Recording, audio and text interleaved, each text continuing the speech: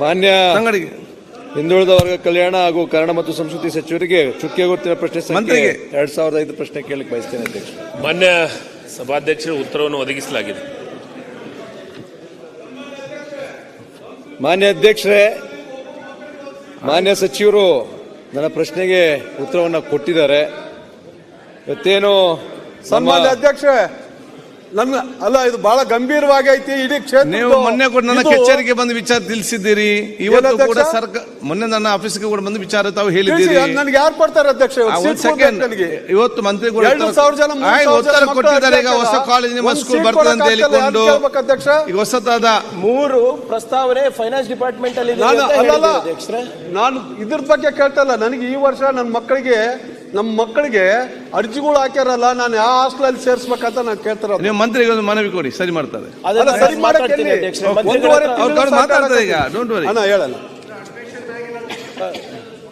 ಮಂತ್ರಿಗಳು ಅರ್ಜಿ ಅಂತ ತಗೊಂಡ್ಬಿಟ್ಟಾರಲ್ಲ, 3 ಬಿಟ್ಟಾರ.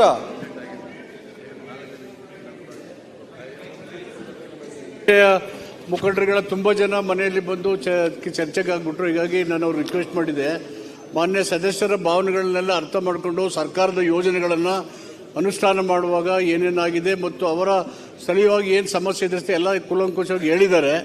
ಅದನ್ನೆಲ್ಲ ಗಮನದಲ್ಲಿಟ್ಕೊಂಡು ನಮ್ಮಲ್ಲಿರ್ತಕ್ಕಂಥ ಯೋಜನೆಗಳು ಮತ್ತು ಅನುದಾನನ ಬಳಸ್ಕೊಂಡು ಇದನ್ನು ಅಭಿವೃದ್ಧಿ ಮಾಡೋಕ್ಕೆ, ಸುಧಾರಣೆ ಮಾಡಲಿಕ್ಕೆ ಏನು ಸಾಧ್ಯ ಇದೆ ಪ್ರಾಮಾಣಿಕವಾಗಿ ಮಾಡಲಿಕ್ಕೆ ಸರ್ಕಾರ ಪ್ರಯತ್ನ ಮಾಡುತ್ತೆ.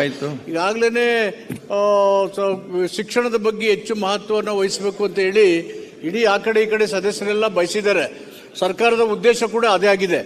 ಹೀಗಾಗಿ ಇದರಲ್ಲಿ ನಾವು ಮಾಡೋದು ಸರಿ ಇದೆ, ನೀವು ಹೇಳೋದು ಸರಿ ಇಲ್ಲ ಅಂತ ಏನು ವಾದ ಮಾಡಕ್ ಹೋಗಲ್ಲ. ಏನು ಮಾಡಲಿಕ್ಕೆ ಸಾಧ್ಯವಾದ ಅಡ್ಮಿಷನ್ ಬಂದಾಗ ಲಿಮಿಟ್ ಇರ್ತದೆ. ಒಂದು ಹಾಸ್ಟೆಲ್ಗೆ 250 ಸ್ಟೂಡೆಂಟ್ಸ್ ಇರ್ತೀವಿ. ಈ ಶಾಲೆಗಳಲ್ಲಿ ಹೆಚ್ಚು ಬೇಡಿಕೆ ಇದೆ. ಆ ಸಂಖ್ಯೆಯನ್ನು ಲಿಮಿಟ್ ಮಾಡೋದ್ರಿಂದ ಹೆಚ್ಚು ಸಂಖ್ಯೆಗೆ ಕೊಡಬೇಕಾದ್ರೆ ಹಣಕಾಸಿನ ಮಂಜೂರಾತಿ ಬೇಕಾಗ್ತದೆ, ನಮ್ಮ ಬಡ್ಜೆಟ್ ಇರ್ತದೆ. ಹೀಗಾಗಿ ಬಂದಿರೋರಿಗೆಲ್ಲರೂ ಕೊಡಲಿಕ್ಕೆ ಆಗೋದಿಲ್ಲ. ಮುಂದಿನ ದಿನಗಳಲ್ಲಿ ಈ ಮಕ್ಕಳಿಗೆ ಈ ರೆಸಿಡೆನ್ಸಿಯಲ್, ಅದಕ್ಕೇನೆ ಮುಖ್ಯಮಂತ್ರಿಗಳು ಏನು ತೀರ್ಮಾನ ಮಾಡಿದ್ದಾರೆ, ಪ್ರತಿಯೊಂದು ಹೋಬಳಿನಲ್ಲೂ ಒಂದೊಂದು ರೆಸಿಡೆನ್ಷಿಯಲ್ ಶಾಲೆ ಇರಲೇಬೇಕು ಅಂತೇಳಿ ತೀರ್ಮಾನ ಮಾಡಿ ಈ ಬಡ್ಜೆಟ್ನಲ್ಲಿ 20 ವಸತಿ ಶಾಲೆಗಳನ್ನು ಕೊಟ್ಟಿದ್ದಾರೆ. ಸುಮಾರು 68 ಹೋಬಳಿಗಳಲ್ಲಿ ವಸತಿ ಶಾಲೆಗಳಿಲ್ಲ. ಈ ಸಾರಿ 20 ಕೊಟ್ಟಿದ್ದಾರೆ. ಮುಂದಿನ ಅವಧಿಯಲ್ಲಿ ಉಳಿದಿರ್ತಕ್ಕಂಥದಕ್ಕೆ ಕೊಟ್ಟರೆ ಅಲ್ಲಿ ಹೋಬಳಿ ಮಟ್ಟದಲ್ಲಿ, ಸ್ಥಳೀಯ ಮಟ್ಟದಲ್ಲಿ ಅಡ್ಮಿಷನ್ ಕೊಡಲಿಕ್ಕೆ ಸಾಧ್ಯ ಆಗುತ್ತೆ. ಅದನ್ನು ಗಮನದಲ್ಲಿ ಇಟ್ಕೊಂಡು ಮಾಡ್ತೀವಿ. ಹರೀಶ್ ಗೌಡ, ಅವು ಈ ವರ್ಷ ನಿಮ್ಮ 2,000 ಮಕ್ಕಳಿಗೆ ಅಡ್ಮಿಷನ್ ಆಗ್ಬೇಕಂತ ಅವ್ರದ್ದು ದಯವಿಟ್ಟು ಮಂತ್ರಿ ಭೇಟಿ ಆಯ್ತು. ಈ ವರ್ಷ ನಾನು ಎಲ್ಲಿ ಸೇರ್ಸೋದು ಅದನ್ನ ಹೇಳ್ರಿ. ನನಗೆ ಈ ವರ್ಷ 2,000 ಜನ ಅಪ್ಲಿಕೇಶನ್ ಹಾಕ್ಯಾರ, ನನ್ನ ಹತ್ರ ವಸತಿ ಶಾಲೆಗಳು ಇಲ್ಲ, ನಾನು ಎಲ್ಲಿ ಅಡ್ಮಿಷನ್ ಮಾಡ್ಬೇಕು ಅದಕ್ಕೆ ಆನ್ಸರ್ ಬೇಕು ನನಗೆ. ಆಯ್ತು ಹರೀಶ್ ಗೌಡ್ರೆ, ಅದಕ್ಕೆ ಆನ್ಸರ್ ಕೊಡ್ರಿ ಅಂತಂದ್ರೆ ಅವರು ನನ್ನ ಖುದ್ದಾಗಿ ಭೇಟಿ ಮಾಡಿದ್ರು ಮತ್ತು ನಾನು ಇಲಾಖೆ ಕಾರ್ಯದರ್ಶಿಗೆ ಸೂಚನೆ ಕೊಟ್ಟಿದ್ದೀನಿ. ಅವ್ರ ಕ್ಷೇತ್ರದಲ್ಲಿ ಒಂದು ವಸತಿ ಶಾಲೆ ಇಲ್ಲ ಅಂತ ಹೇಳಿದ್ಮೇಲೆ ಈಗಿನ 20 ವಸತಿ ಶಾಲೆಗಳಲ್ಲಿ ಅವ್ರಿಗೆ ಒಂದು ಈ ವರ್ಷ ಏನ್ ಮಾಡ್ತದೆ ನಾನು ಅವ್ರಿಗೆ ಸೂಚನೆ ಕೊಟ್ಟಿದ್ದೀನಿ. ಹೊಸದಾಗಿ ಇಲ್ಲದೆ ಇರೋದಕ್ಕೆ ಈಗಲೇ ಕೊಟ್ಟು ಈಗಲೇ ಅಡ್ಮಿಷನ್ ಮಾಡೋದು ಕಷ್ಟ. ಅಕ್ಕಪಕ್ಕದ ಕಡೆಗೆ ಅವ್ರಿಗೆ ಅಡ್ಮಿಷನ್ ಮಾಡಿಸಿ ಮುಂದಿನ ವರ್ಷದಲ್ಲಿ ಅವ್ರಿಗೆ ಬರತಕ್ಕಂಥದ್ರಲ್ಲಿ ಅದನ್ನ ಮಾಡಬೇಕು. ಅಲ್ಲ, ಈ ವರ್ಷ ಇದ್ರ ಪ್ರಕಾರ ನಡಿಬೇಕಲ್ಲ. ಈಗಲೇ ಕೊಡು, ಈಗಲೇ ಅಡ್ಮಿಷನ್ ಮಾಡೋದು, ಇಲ್ಲದಿರೋದು ಹೆಂಗ್ ಮಾಡ್ತೀರಿ?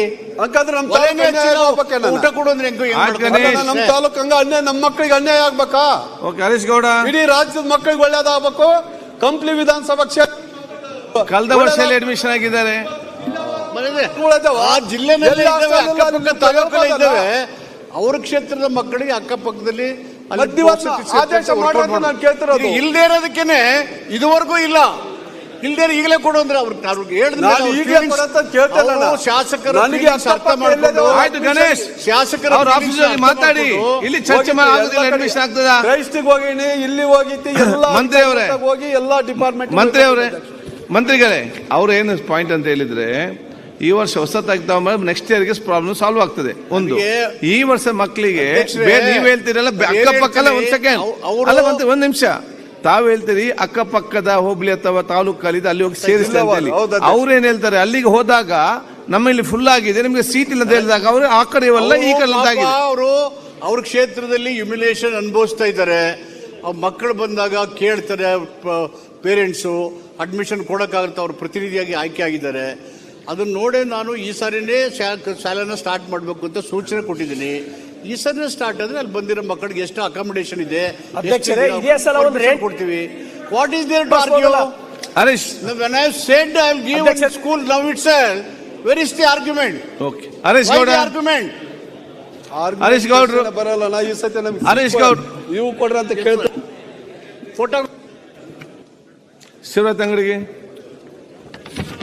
ಕೊಟ್ಟಿದ್ದಾರೆ. ಎಲ್ಲಿ? ಮಾನ್ಯ ಅಧ್ಯಕ್ಷರೇ, ಮಾನ್ಯ ಸಚಿವರು ಉತ್ತರವನ್ನ ಕೊಟ್ಟಿದ್ದಾರೆ. ಈ ಒಂದು ವಿಚಾರದಲ್ಲಿ ದಿವಂಗತ ಡಿ ದೇವರಾಜ ಅರಸರವರ ಜನ್ಮ ಶತಮಾನೋತ್ಸವದ ಅಂಗವಾಗಿ ಮಾನ್ಯ ಮುಖ್ಯಮಂತ್ರಿಗಳು ಇಲ್ಲೇ ಇದ್ದಾರೆ. ಕಳೆದ ಬಾರಿ ಅವರು ಮುಖ್ಯಮಂತ್ರಿಗಳಾಗಿದ್ದಂಥ ಸಂದರ್ಭದಲ್ಲಿ ನಮ್ಮ ಏನು ದಿವಂಗತ ದೇವರಾಜ ಅರಸರವರು ನಮ್ಮ ಹುಣಸೂರು ತಾಲೂಕಿಂದ ಗೆದ್ದು ಇವತ್ತು ರಾಜ್ಯದ ಮುಖ್ಯಮಂತ್ರಿಗಳಾಗಿದ್ದರು. ಇವತ್ತು ಸಮಾಜದ ಕಟ್ಟಕಡೆಯ ವ್ಯಕ್ತಿಗೂ ಸಹ ನಮ್ಮ ಸರ್ಕಾರಿ ಯೋಜನೆಗಳು ತಲುಪಬೇಕು ಅಂತಕ್ಕಂಥ ಒಂದು ದೂರದೃಷ್ಟಿತ್ವವನ್ನು ಹೊಂದಿದ್ದಂಥವರು ದಿವಂಗತ ದೇವರಾಜ ಅರಸರವರು. ಅವರ ಜನ್ಮ ಶತಮಾನೋತ್ಸವದ ಅಂಗವಾಗಿ ಏನು ನಮ್ಮ ಹುಣಸೂರು ಪಟ್ಟಣದಲ್ಲಿ ಇವತ್ತು ಒಂದು ಅವರ ಹೆಸರಿನಲ್ಲಿ ಅರಸು ಭವನವನ್ನು ನಿರ್ಮಾಣ ಮಾಡಬೇಕು ಅಂತೇಳಿ 7,90,00,000 ಹಣವನ್ನು ಕೊಟ್ಟಿದ್ದಾರೆ. ಅದರಲ್ಲಿ ಸಿವಿಲ್ ಕಾಮಗಾರಿಗಳು ಸಂಪೂರ್ಣಗೊಂಡಿದೆ. ಇನ್ನು 1,97,1,97,00,000 ಕೊಟ್ಟಿದ್ದೀವಿ ಅಂತಕ್ಕಂಥ ವಿಚಾರವನ್ನು ಇಲ್ಲಿ ತಿಳಿಸಿದ್ದಾರೆ. ಇವತ್ತು ಕಾಂಪೌಂಡ್ ಆಗಬೇಕು, ಇಂಟೀರಿಯರ್ಸ್ ಆಗಬೇಕು ಅಂತಕ್ಕಂಥ ವಿಚಾರವನ್ನು ತಾವೇನಿಲ್ಲಿ ಹೇಳಿದ್ದೀರಿ, ಮಾನ್ಯ ಸಚಿವರು ಹೇಳಿದ್ದಾರೆ ಅಧ್ಯಕ್ಷರೇ, ಇದು ಈ ಹಣಕಾಸು ಸಾಕಾಗೋದಿಲ್ಲ. ನಿಮ್ಮ ಅಧಿಕಾರಿಗಳ ಜೊತೆಗೆ ನಾನು ಎಲ್ಲ ಅಧಿಕಾರಿಗಳ ಜೊತೆಗೆ PWD ಇಂಜಿನಿಯರ್ಸ್ ಜೊತೆಗೆ ನಿರ್ಮಿತಿ ಕೇಂದ್ರ ಅಧಿಕಾರಿಗಳ ಜೊತೆಗೆ ನಾವು ಸ್ಥಳಕ್ಕೆ ಹೋಗಿ ಭೇಟಿ ಕೊಟ್ಟಿದ್ದೀವಿ ಮಾನ್ಯ ಅಧ್ಯಕ್ಷರೇ. ಈ ಒಂದು ವಿಚಾರದಲ್ಲಿ ಅಲ್ಲಿಗೆ ರಿಪೋರ್ಟ್ನು ಸಹ ಮಾನ್ಯ ಸಚಿವರು ಕೇಳಿದ್ದಾರೆ. ಏನ್ ಅಧ್ಯಕ್ಷ, ಇದಕ್ಕೆ ಹಣಕಾಸು ಸಾಕಾಗೋದಿಲ್ಲ, ಅದಕ್ಕೆ ಹೆಚ್ಚಿಗೆ ಕೊಡಬೇಕು, ಹೆಚ್ಚು ಅನುದಾನ ಬೇಕು, ಅವರಿಗೆ ಹೆಚ್ಚು ಅನುದಾನ ಬೇಕು. ಅಧ್ಯಕ್ಷ ಒಂದೇ ನಿಮಿಷ ಅಧ್ಯಕ್ಷರೇ, ಹೆಚ್ಚು ಅನುದಾನ ಬೇಕು, ಸಂಪೂರ್ಣ ಆಗಬೇಕು. ಮಾನ್ಯ ಮುಖ್ಯಮಂತ್ರಿಗಳು ಇಲ್ಲೇ ಇದ್ದಾರೆ. ದಿವಂಗತ ದೇವರಾಜ ಅರಸರವರ ಹೆಸರಿನಲ್ಲಿ ಬಹುಶಃ ಇವತ್ತು ನಮ್ಮ ಅರಸು ಭವನ ಒಂದು, ಜೊತೆಗೆ ಸಾರ್ವಜನಿಕ ಆಸ್ಪತ್ರೆ ಒಂದು, ಜೊತೆಗೆ ಅರಸು ಕಲಹಳ್ಳಿ ಅವರ ಊರು, ದಿವಂಗತ ದೇವರಾಜ ಅರಸರವರ ಊರು. ಜನ್ಮ ಶತಮಾನೋತ್ಸವದ ಅಂಗವಾಗಿ ಮಾನ್ಯ ಮುಖ್ಯಮಂತ್ರಿಗಳು ಕಳೆದ ಬಾರಿ 2016ರಲ್ಲಿ ಮಾನ್ಯ ಅಧ್ಯಕ್ಷರೇ ಆಗಿರ್ತಕ್ಕಂಥ ವಿಚಾರ ಇದು. ಅನುದಾನ ಕೊಟ್ಟಿರ್ತಕ್ಕಂಥದ್ದು 2016ರಲ್ಲಿ.